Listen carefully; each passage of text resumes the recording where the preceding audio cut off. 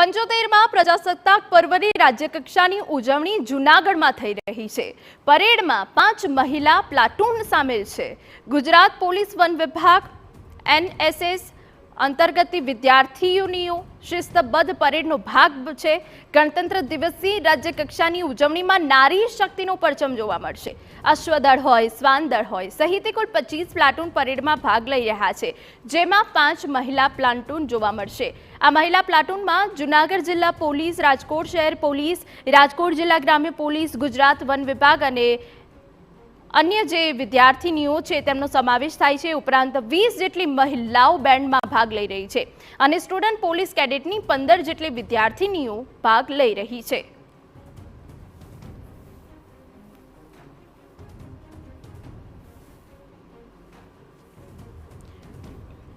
ગુજરાત પોલીસના 256 જવાનો 512 મશાલ સાથે ભવ્ય અને દર્શનીય મશાલ પીટી કાર્યક્રમ રજૂ કરશે।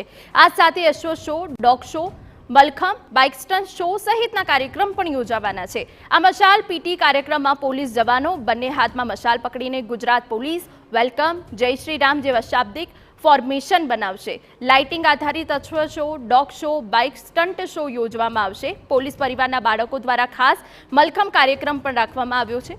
સુરક્ષા સેતુ અંતર્ગત વિદ્યાર્થીઓ દ્વારા જુડો કરાટેનું પણ નિર્દેશન કરવામાં આવ્યું છે અને આ સાથે બ્રાસ બેન્ડ અને પાઇપ બેન્ડ ડિસ્પ્લે કરવામાં આવશે।